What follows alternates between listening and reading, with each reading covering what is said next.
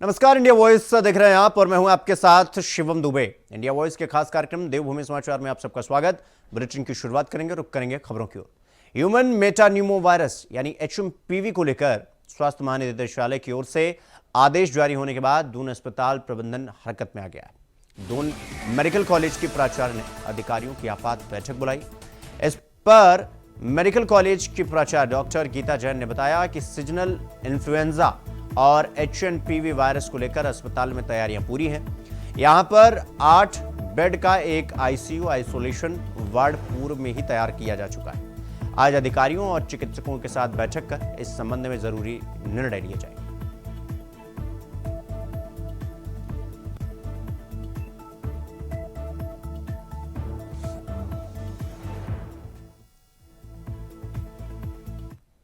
कि मैं आपके माध्यम से सभी को बताना चाहूँगा कि अभी तक हम लोग को कोई पैनिक करने की बिल्कुल भी ज़रूरत नहीं है। ये एक बहुत पुराना वायरस है जो जाड़ों में छोटे बच्चों में और जो बड़े लोग जिनको पुरानी बीमारियां होती हैं, स्पेशली शुगर वगैरह, उनमें होने का चांस रहता है। बहुत ही सेल्फ लिमिटिंग टाइप की बीमारी है, तो इसमें बिल्कुल भी पैनिक नहीं होना है। इसके लिए हमारी स्वास्थ्य विभाग से गाइडलाइन भी जारी करी गई है, जिसमें हम लोग को मेडिकल कॉलेज होने के नाते अपनी ओपीडी में इस तरह की व्यवस्थाएं बनाने को कहा गया है कि जो भी मरीज जाए प्रायोरिटी पर उसका इलाज हो जाए। साथ ही कुछ बेड रिजर्व करने के लिए भी बात हुई है। तो हमारा हमेशा से फ्लू और इस तरह की घटनाओं के लिए हमारे 2 वार्ड इसमें निश्चित हैं, जिसमें कुछ एडल्ट और कुछ बच्चों के लिए निर्धारित हैं। साथ ही कोई भी जांच की व्यवस्था, दवाइयों की व्यवस्था और इसमें हमारी जो डॉक्टर्स की टीचिंग और ट्रेनिंग, वो सब हमारी हमेशा जारी रहती है। तो हम लोग पूरी तरह अलर्ट और इसके लिए तैयार हैं। और बाकी आप लोग के माध्यम से मैं बताना चाहूँगा कि जनरल पब्लिक के लिए भी इसमें गाइडलाइन दी गई हैं, जिसमें जो बच्चे हैं और बुजुर्ग हैं किसी भी बड़ी बीमारी से ग्रसित हैं तो वो बहुत ध्यान रखें। छींकते और खांसते समय हम लोग टिश्यू का इस्तेमाल करें, उस टिश्यू को फिर बाद में डिस्कार्ड कर दें। हाथ मिलाने से परहेज करें। तो जो हमने कोविड में देखा है, मास्क, डिस्टेंसिंग और एक बार बार हाथ धोना, यही चीज़ें यहाँ भी इस वायरल बीमारी में काम में आएंगे। लेकिन किसी को भी घबराने की बिल्कुल भी ज़रूरत नहीं है। ये बहुत ही एक माइल्ड बीमारी है और अपना सेल्फ लिमिटिंग भी है। तो मुख्यमंत्री पुष्कर सिंह धामी ने शास्त्री भवन में केंद्रीय पेट्रोलियम और प्राकृतिक गैस मंत्री हरदीप पुरी से मुलाकात की। मुख्यमंत्री ने केंद्रीय मंत्री को उत्तराखंड में होने जा रहे राष्ट्रीय खेलों के लिए आमंत्रित किया। उन्होंने मंत्रालय के तहत आने वाले ओएनजीसी और आईओसी से राष्ट्रीय खेलों में सीएसआर ने स्पॉन्सरशिप दिए जाने का अनुरोध किया। केंद्रीय मंत्री ने राष्ट्रीय खेलों के आयोजन के लिए अपनी शुभकामनाएं देते हुए कहा कि मंत्रालय द्वारा हर संभव सहायता की जाएगी। साथ ही उन्होंने स्वास्थ्य और शिक्षा पर भी सीएसआर के लिए प्रोजेक्ट भेजने का सुझाव दिया, जिसके लिए मुख्यमंत्री ने केंद्रीय मंत्री का धन्यवाद किया।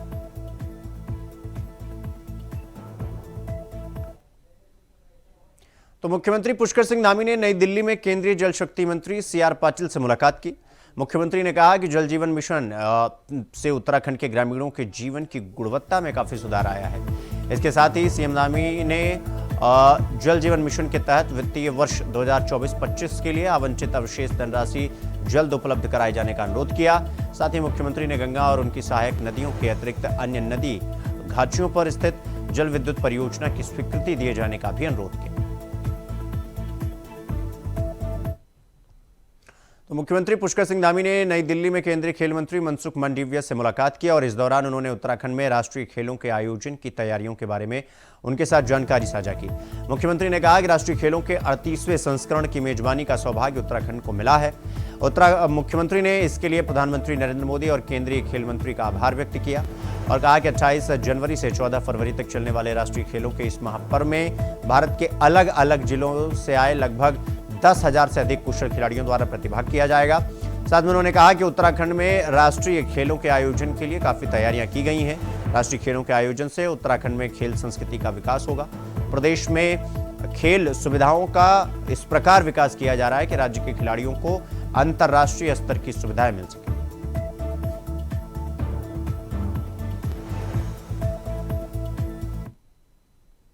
तो वहीं उत्तराखंड में मुख्यमंत्री के निर्देश पर राज्य के सभी मदरसों की जांच चल रही है और जो मदरसे रजिस्टर्ड नहीं हैं उनके खिलाफ कार्रवाई भी की जा रही है।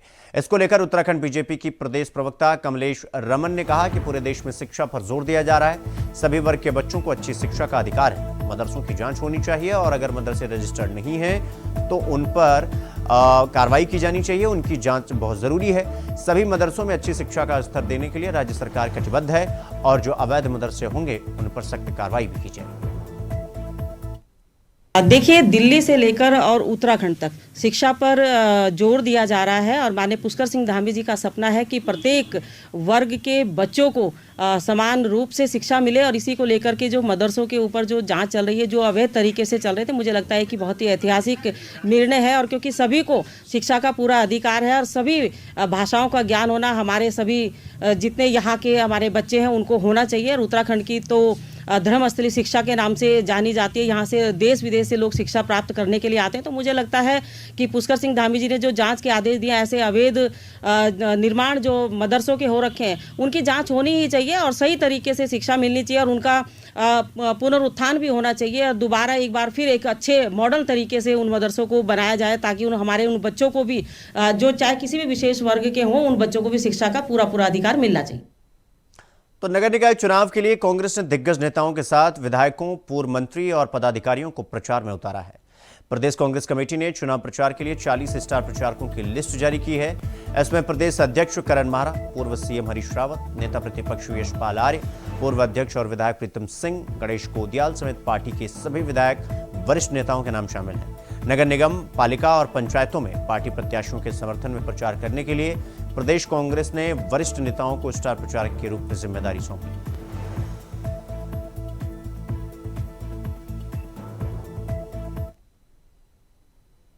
तो वहीं उत्तराखंड बीजेपी ने कांग्रेस प्रदेश अध्यक्ष के कार्यकाल को अब तक का सबसे विफल कार्यकाल बताया है। बीजेपी ने आरोप लगाया कि करण माहरा के प्रदेश अध्यक्ष के कार्यकाल में सबसे ज्यादा लोग पार्टी छोड़कर जा रहे हैं। प्रदेश बीजेपी प्रवक्ता कमलेश रमन ने कहा कि उत्तराखंड कांग्रेस के अध्यक्ष करण माहरा के कार्यकाल के दौरान कांग्रेस में इस्तीफों की बाढ़ लगी है।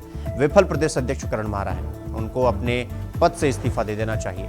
बीजेपी के इस बयान पर कांग्रेस की प्रवक्ता गरिमा दसोनी ने कहा कि कांग्रेस के प्रदेश अध्यक्ष करण माहरा का कार्यकाल अब तक के प्रदेश अध्यक्षों में बहुत अच्छा रहा। बिल्कुल, देखिए, मुझे लगता है कि एक इतिहास रच गया है कांग्रेस में। जिस दिन से प्रदेश अध्यक्ष के रूप में करण माहरा जी ने कुर्सी संभाली थी, उस दिन से लेकर के आज तक इस्तीफों की जैसे एक झड़ी सी लग गई है। मुझे लगता है कि ये ऐतिहासिक हो चुका है कांग्रेस के अंदर जिस दिन से वो अध्यक्ष बने हैं और कांग्रेस उस पर मंथन करने की बजाय दूसरों के ऊपर आरोप लगाने का काम करती है। तो मुझे लगता है कि अगर अध्यक्ष का फेलियर है ये और अध्यक्ष को देखना चाहिए इसमें उनकी कमियों के कारण उनकी क्या क्या ऐसी कमियां रही है जिनके कारण लोग छोड़ करके जा रहे हैं। तो मुझे लगता है कि प्रदेश अध्यक्ष को इस्तीफा देना चाहिए, क्योंकि अगर उनके कार्यकाल में इतने इस्तीफे हो रहे हैं, इतने दिग्गज और इतने सीनियर लोग अगर छोड़कर जा रहे हैं, तो ये प्रदेश अध्यक्ष का फेलियर है, ये उनके शीर्ष नेतृत्व का फेलियर है कि वो अपने कार्यकर्ताओं को संभाल नहीं पा रहे, उनकी भावनाओं के अनुरूप काम नहीं कर पा रहे, उनकी भावनाओं के अनुरूप कोई फैसले नहीं ले पा रहे। तो अध्यक्ष को तो गिनीज बुक में नाम लिखा जाना चाहिए। जिनके कार्यकाल में इतने अध्यक्ष कांग्रेस के बने हैं, मुझे नहीं लगता आज तक कि किसी भी अध्यक्ष के कार्यकाल में इतने इस्तीफे बम्पर तरीके से हुए होंगे जितने करण माहरा जी की अध्यक्षता में ये इस्तीफे हुए हैं और लोगों ने पार्टी छोड़ी और दूसरे दलों को ज्वाइन करा। तो मुझे लगता है कि ये उनका फेलियर है, उनको इस्तीफा देना चाहिए अपने पदों। देखिए, जिस तरह से समाज में ह्रास हो रहा है, वैसे ही राजनीति के अंदर भी बहुत डिटेरेशन देखने को मिल रहा है। लोगों का लालच उनके सर चढ़कर बोल रहा है और ये केवल उत्तराखंड में नहीं हो रहा है, हर प्रदेश में हो रहा है। जिस तरफ सत्ता है, पावर है, पैसा है, धंधा है, उस तरफ लोगों का आवागमन साफ देखा जा सकता है। ऐसे में माननीय करण माहरा जी का कार्यकाल अगर आप देखें तो उन्होंने तो सारी जो है पुरानी जो एक चली आ रही थी रीति, उसको तोड़ते हुए बाई इलेक्शंस में कभी भी ऐसा नहीं हुआ कि विपक्षी दल ने विजयी प्राप्त की हो और सत्तारूढ़ दल ही जो है उपचुनाव जीतते आ रहे थे। माननीय करण माहरा जी के कार्यकाल में पहली बार ऐसा हुआ कि हमने मंगलौर और बद्रीनाथ इनकी नाक के नीचे से हम ले गए, इनके जबड़े से खींच कर ले गए। और वो बद्रीनाथ जहाँ की 99% हिंदू आबादी है और सबसे बड़ी हिंदुत्व की झंडाबरदार भारतीय जनता पार्टी अपने आप को कहती है।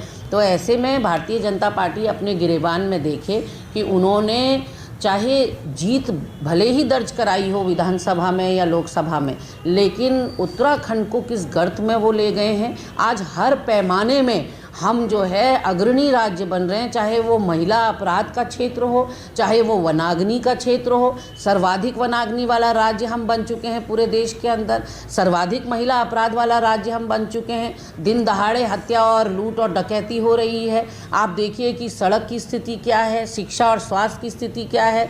हमारी बेरोजगारी दर पूरे देश की बेरोजगारी दर से ज़्यादा है। हमारे वहाँ महंगाई देख लीजिए। तो कहीं ना कहीं भारतीय जनता पार्टी को अपने गिरेबान में देखना चाहिए कि उनके पिछले 7-8 साल के कार्यकाल में उत्तराखंड में भूतो न भविष्यति जो सांप्रदायिक माहौल कभी नहीं देखने को मिला, ऐसी घटनाएं पुरोला, विकासनगर, उत्तरकाशी में देखने को मिल रही हैं। तो निकाय चुनाव की आचार संहिता लागू होते ही निर्वाचन आयोग की तरफ से सख्ती बरतना शुरू कर दिया गया है, जिससे चुनाव को प्रभावित करने वाले कारकों पर विराम लगाया जा सके। राज्य निर्वाचन आयोग के सचिव राहुल कुमार की माने तो ऐसे सभी प्रभावित करने वाले कारकों पर निगरानी के लिए सख्त तंत्र बनाया गया है, जिसमें पुलिस प्रशासन, जिला प्रशासन और आबकारी विभाग मिलकर काम कर रहा है। साथ ही अगर कोई उम्मीदवार या व्यक्ति किसी भी तरीके से चुनाव को प्रभावित करने का काम करता है और उसकी शिकायत मिलती है तो फिर उस पर उसकी जांच की जाएगी। अवगत कराना चाहूँगा, इस बार एक्सपेंडिचर मॉनिटरिंग के लिए जो है तंत्र स्टैब्लिश किया गया था, जैसा मैंने आप लोगों को लास्ट टाइम भी बताया था। इसमें जो है पुलिस प्रशासन और आबकारी विभाग डिस्ट्रिक्ट लेवल पर भी और स्टेट लेवल पर भी दोनों इस समय कार्य कर रहे हैं। और कोई भी अगर ऐसा इलेक्शन रिलेटेड अगर बैड एंड करप्ट प्रैक्टिसेस अगर हो रही हैं उस पर अंकुश लगाया जा रहा है, प्रभावी चेकिंग की जा रही है। इसमें स्टेट लेवल की टीम्स भी काम कर रही हैं और हमारी जनपद लेवल की टीम्स भी काम कर रही हैं। अगर मैं कल तक के डाटा पे अगर आपसे बात करूं तो कल की डेट तक में अगर मैं इन टर्म्स ऑफ वैल्यू बात करूं तो लिकर जो है वो पुलिस विभाग के माध्यम से लगभग 26,50,000 प्लस की जो है लिकर सीजर की गई है। अगर एक्साइज डिपार्टमेंट की बात करूं तो 10 लाख प्लस की जो है वैल्यू के हिसाब से लिकर सीजर की गई है और कुल वैल्यू जो है 37 लाख का अभी तक सीजर हो चुका है इस जब से चुनाव की हमारी आदर्श आचार संहिता लागू हुई है। अगर मैं नारकोटिक्स की बात करूं तो नारकोटिक्स की वैल्यू जो है अगर आप देखेंगे तो 7,78 लाख है। तो इसका मतलब हमारा तंत्र जो है पुलिस का, आबकारी का, सभी लोग बहुत ही ज़्यादा मुस्तैद हैं और पूरे स्टेट लेवल पर कार्रवाइयाँ हो रही हैं। अगर मैं लीडिंग जनपदों की बात करूं तो अल्मोड़ा, देहरादून, नैनीताल, उधम सिंह नगर ये हमारे मेन डिस्ट्रिक्ट्स हैं जहां पर मैं अगर कहूं तो 70% से ज़्यादा जो हमारी ये वैल्यू निकल के आ रही है सीजर की वो इन जनपदों से निकल के आ रही है। तो पूरा तंत्र हमारा काम कर रहा है। तो हल्द्वानी में भारतीय जनता पार्टी के मेयर प्रत्याशी गजराज बिष्ट और कालाढूंगी विधायक बंशीधर भगत ने प्रेस कॉन्फ्रेंस करते हुए नगर निगम चुनाव को लेकर अपना विजन मीडिया के सामने रखा। इस दौरान पूर्व मेयर ने बताया कि प्रधानमंत्री नरेंद्र मोदी द्वारा दिए गए 2200 करोड़ रुपए से हल्द्वानी का विकास हो रहा है। यदि बीजेपी का ही मेयर बना तो ये विकास की गंगा आगे भी बहाई जाएगी। मेयर प्रत्याशी गजराज बिष्ट ने कांग्रेस पर हमला बोलते हुए कहा कि जिस पार्टी के ऊपर राम भक्तों पर गोली चलाने का आरोप लगा है, जिस पार्टी ने उत्तराखंड राज्य आंदोलनकारी महिलाओं के साथ अत्याचार किए, मुजफ्फरनगर, मसूरी और खटीमा जैसे गोलीकांड किए, उस समाजवादी पार्टी से गठबंधन कर कांग्रेस ने अपना पतन का रास्ता तैयार कर लिया है। उन्होंने कहा कि बीजेपी पूर्व मेयर द्वारा किए गए विकास कार्यों को आगे बढ़ाते हुए शहर को स्वच्छ और सुंदर बनाया जाएगा। देखिए, विकास एक सतत प्रक्रिया है। विकास के मायने समय समय पर बदलते रहते हैं। वर्तमान में अगर हम गैस पाइपलाइन लेइंग से लेकर एसटीपी निर्माण से लेकर सिटी फॉरेस्ट से लेकर बैणी सेना से लेकर डोर टू डोर कलेक्शन की अगर हम बात करें, पार्कों का निर्माण की बात करें, शौचालयों के निर्माण की बात करें, अन्य विभिन्न योजनाएं, आय सृजन, नगर निगम की आय सृजन के लिए पेट्रोल पंप की स्थापना की बात करें और माननीय प्रधानमंत्री जी मोदी जी द्वारा 2000 करोड़ रुपए के नियोजन की बात करें, तो मैं समझता हूँ एक संपूर्णता की तरफ तो हम बढ़ लें, लेकिन कभी कोई चीज़ विकास कभी संपूर्णता की तरफ नहीं बढ़ता। विकास के मायने होते हैं वो सतत एक प्रक्रिया है। आने वाले समय में केंद्रीय योजनाएं अब आम जन सुविधाओं के लिए विभिन्न प्रकार की आती हैं, उनके क्रियान्वयन का कार्य वो करेंगे और वो दक्ष हैं और वो करेंगे। क्योंकि 10 वर्षों से भारतीय जनता पार्टी के मेयर यहाँ पर रहे हैं और उनके नेतृत्व में बहुत ईमानदारी के साथ इस हल्द्वानी शहर में कई सारे काम किए गए हैं। मैं समझता हूँ कि प्रत्येक क्षेत्र कोई ऐसा क्षेत्र नहीं है जिसमें काम ना किए हुए हो। पानी का हो, बिजली का हो, सड़क का हो, सीवर का हो, गैस का हो, यानी सभी क्षेत्रों में काम किया गया है। मैं समझता हूं कि आगामी समय में भी हम सब लोग मिलकर आपके माध्यम से, आपके सुझावों से, आपके प्रस्तावों से इस हल्द्वानी को और सुंदर बनाने के लिए आगे को भी काम करेंगे। तो अगली खबर टिहरी से है, जहां महाकुंभ के लिए 14 जनवरी के बाद टिहरी बांध की झील से गंगा में अतिरिक्त पानी छोड़ा जाएगा। इसके लिए टीएचडीसी ने कमर कस ली है। आपको बता दें कि सभी टिहरी बांध की झील से गंगा में प्रतिदिन 200 क्यूसेक पानी छोड़ा जा रहा है। आपको बता दें कि महाकुंभ में बड़ी संख्या में साधु संत भी गंगा में स्नान कर पुण्य अर्जित करते हैं। इस दौरान गंगा में स्नान करने के लिए भरपूर पानी रहे, इसके लिए 42 वर्ग किलोमीटर क्षेत्र में फैली टिहरी झील से गंगा में अतिरिक्त पानी छोड़ा जाएगा।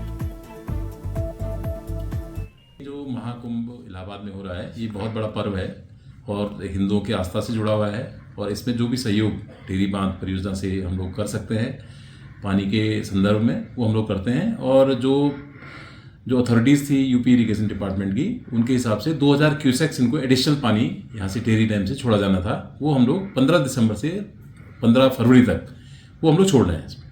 उसके बाद जो प्रमुख स्नान है वो 13 फरवरी, 14 जनवरी को है, उसके बाद 29 जनवरी को है, फिर बसंत पंचमी को होगा, फिर अप्रैल में होगा। तो जो भी मुख्य स्नान होंगे उसके हिसाब से जो भी एडिशनल पानी की रिक्वायरमेंट होगी वो हम लोग उसको असेसमेंट करेंगे और जो भी उनकी रिक्वायरमेंट होगी उसके हिसाब से पानी छोड़ा जाएगा। तो पौड़ी जिले में फायर सीजन के दौर से निपटने के लिए इस साल वन विभाग ड्रोन की मदद लेगा, जबकि जिले के 4 अलग अलग क्षेत्र में शीतला खेत मॉडल को अपनाकर भी वनों में लगने वाली आग पर काबू पाया जाएगा, जिससे ग्रामीण की मदद से ज्यादा वनाग्नि को काबू में लाया जाएगा। ड्रोन की मदद से वन क्षेत्र में नजर रखी जाएगी। जंगल सुलगने की घटना ड्रोन से कैद होते ही वन विभाग की टीम तत्काल मौके पर पहुंचेगी और वनाग्नि की घटनाओं को बढ़ने से रोकेगी। डीएफओ पौड़ी ने बताया कि वनाग्नि के दौर से निपटने के लिए सभी वनकर्मी और रेंजर्स को निर्देश दे दिया गया। फॉरेस्ट फायर जो है एक डिक्लेयर्ड डिजास्टर है और डिजास्टर में अर्ली डिटेक्शन का बहुत महत्व होता है। तो इसी अर्ली डिटेक्शन को ध्यान में रखते हुए डिस्ट्रिक्ट डिजास्टर द्वारा कुछ ड्रोन्स का प्रोक्योरमेंट किया जा रहा है, जिसके तहत जो है फॉरेस्ट फायर का सबसे अर्ली हम लोग डिटेक्शन कर पाएंगे, ताकि जो है रिस्पॉन्स भी हमारा स्विफ्ट हो। इस साल हम लोग 4 जगह पे शीतला खेत मॉडल को जो है रेप्लिकेट करने का सोच रहे, अदवानी और पौड़ी के आसपास के इलाकों में। तो फॉरेस्ट फायर मैनेजमेंट स्ट्रेटेजी जो है हमारी, हम लोग आशा करते हैं कि इस साल की जो स्ट्रेटेजी है उससे वनाग्नि की जो घटनाओं में वो काफी। तो रामनगर में नशेड़ियों के आतंक से परेशान लोगों को राहत दिलाने के लिए पुलिस ने एक बार फिर से नशेड़ियों के खिलाफ नगर में अभियान चलाते हुए भारी संख्या में नशेड़ियों को गिरफ्तार किया है। पुलिस की अचानक हुई इस कार्रवाई के बाद नशेड़ियों में हड़कंप मच गया। अपर पुलिस अधीक्षक प्रकाश चंद आर के साथ पुलिस के तमाम अधिकारियों ने साझा रूप से रामनगर के कई इलाकों में नशेड़ियों के खिलाफ अभियान चलाया और जानकारी देते हुए कहा कि यह अभियान ऐसे ही जारी रहेगा। देखिए, वरिष्ठ पुलिस अधीक्षक महोदय नैनीताल के आदेशानुसार आज ये रामनगर क्षेत्र में एंटी रोमियो अभियान एक चलाया गया, जिसमें अनावश्यक तौर पर सड़कों पर 3 सवारी शराब पी करके वाहन चलाने वाले तथा होटलों और ढाबों में जो है शराब पीने वाले व्यक्तियों के खिलाफ ये अभियान चलाया गया, जिसमें लगभग 80 लोगों के खिलाफ जो है कार्रवाई की गई है और लगभग उनसे 200 रुपये का जो है जुर्माना 2000 रुपये का 20,000 रुपये का जुर्माना वसूला गया है। 5 वाहन सीज किए गए हैं। तो ऋषिकेश के पनीसिया हॉस्पिटल प्रबंधन पर पूर्व पदाधिकारी ने आयुष्मान में फर्जीवाड़ा कर करोड़ों की रकम डकारने का आरोप लगाया। इसकी शिकायत राज्य स्वास्थ्य प्राधिकरण और उत्तराखंड मेडिकल काउंसिल से की गई, लेकिन उसके बावजूद भी कोई कार्रवाई नहीं हुई। उन्होंने मामले में राज्य सरकार से सघन जांच कर शामिल लोगों से सरकारी धन की रिकवरी और कार्रवाई करने की मांग की। सोमवार को ऋषिकेश प्रेस क्लब में पेनेसिया मैनेजमेंट सोसाइटी के पूर्व सचिव विक्रम सिंह रावत ने प्रेस कॉन्फ्रेंस कर बताया कि आयुष्मान में फर्जीवाड़ा देखने के बाद उन्होंने करीब 2 साल पहले सचिव पद छोड़ दिया।